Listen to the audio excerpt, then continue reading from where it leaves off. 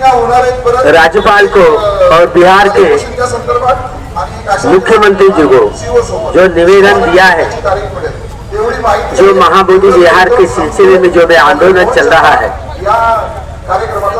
आज कम से कम अभी 95 दिन 96 दिन हो रहे हैं, आंदोलन जारी है। ये आंदोलन जारी है कि वहाँ बुद्धिस्ट लोग कम है, इसलिए जब भी हम लोग मोदी जयंती के लिए गए तो बहुत लोग दिखे। अभी इसीलिए बाबा साहब ने जो इंटरनेशनल राजधानी बनाई ये नागपुर, तो ये इसका जवाब नागपुर से ही मिलेगा। तो नागपुर ही नहीं, केवल महाराष्ट्र के जितने सारे जिले हैं ना, तो जिलों में हर तालुका लेवल पर यह चिंगारी फैलानी होगी, ताकि अलग अलग राज्यों में भी अलग अलग जिला लेवल पर और तालुका लेवल पर भी ये धरना आंदोलन शुरू करना ही पड़ेगा हमको, क्योंकि इस देश के प्राइम मिनिस्टर नरेंद्र मोदी जी यहाँ पर आ चुके। दीक्षा भूमि पर बाबा साहब को वंदना की, भगवान बुद्ध को वंदना, सुरेश ससाई बंते जी को वंदना की, नमन किया, और वो अभी तारीख आ गई थी, आर्गुमेंट हुआ, और 29 जुलाई को मान लो जब कहीं की आखिर का फैसला होने वाला है, ऐसे लोगों को लग रहा है। मुझे रंच मात्र भरोसा नहीं है। देखिए फिर बड़े चालाक लोग होते हैं ये, तब तक तो आंदोलन रोका दिया जाए, तो आंदोलन रोकना नहीं है। धरना आंदोलन जब तक के बोध गया हाथ में नहीं आएगी, तब तक को यह धरना निरंतर शुरू ही रखना होगा, ताकि लोगों को समझ में कितना बवाल हुआ, हर जिला लेवल पर, हर तालुका लेवल पर कितना बड़ा संविधान के दायरे में रह करके कितना आंदोलन, हर देश में, यहाँ ऑस्ट्रेलिया में भी हुआ निदर्शन, अमेरिका में हुआ, लंदन में हुआ, तो देश विदेश में यह इतना सारा आंदोलन फैला। लेकिन सरकार इतनी निकम्मी है, क्या करे। अब मैं भिक्षु होने के बावजूद क्या अगले शब्द बोल नहीं पाता। मुझे इतने मतलब जो भी है, जो सरकार वादा करती है और सारी बौखला जाती है, क्या करे। इसलिए जुमला होता है, तो जुमले वाली सरकार जो स्वयं खुद आतंकवादी सरकार है, ये चाहती है कि हर मंदिर में ब्राह्मण ही रहे, ये चाहते हैं हर मस्जिद में ब्राह्मण भी रहे, और बुद्ध विहार में ब्राह्मण के हाथों में आ जाए, यहाँ तक कि गुरुद्वारा भी उन्हीं के कब्जे में आ जाए। ये सारी उनकी, इसलिए वो सब भी बुलडोजर चला करके मस्जिदों का एक खात्मा करे जा रहे हैं इल्लीगली। उनको इल्लीगली ये सारे कर्म कर रहे हैं, तो आतंकवादी नहीं तो और क्या है। तो आतंकवादी हरकतें करने वाले आतंकवादी सरकार, अभी मान लो पहलगाम इन्होंने घड़वाया, समझे, इन्होंने, और जानबूझकर इन्होंने आक्रमण किया, और उधर डोनाल्ड का आवाज आया है रुक जाओ, तो रुक गए।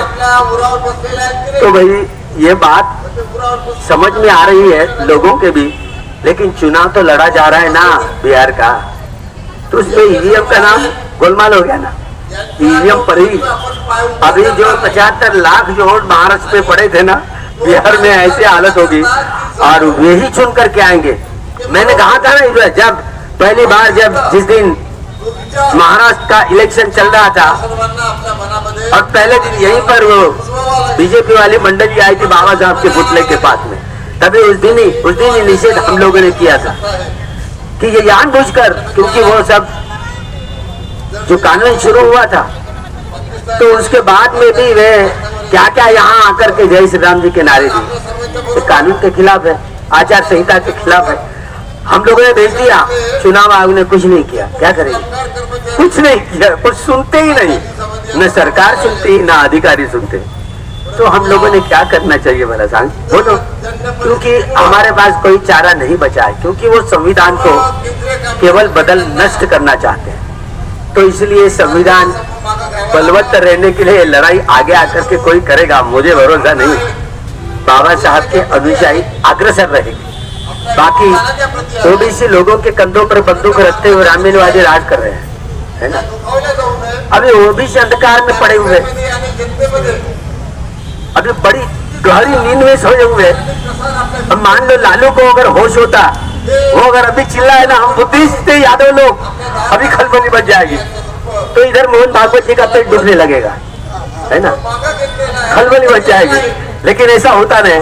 आज अखिलेश यादव ने घोषित किया, हम यादव प्राचीन जमाने के हम बुद्धिस्ट थे, ऐसे भी एक शब्द बोला ना तो इसको पहले इसका झटका आ जाएगा मोहन भागवत जी को। क्या करेंगे? होना है, क्योंकि शब्द इतनी तेज धार तलवार है।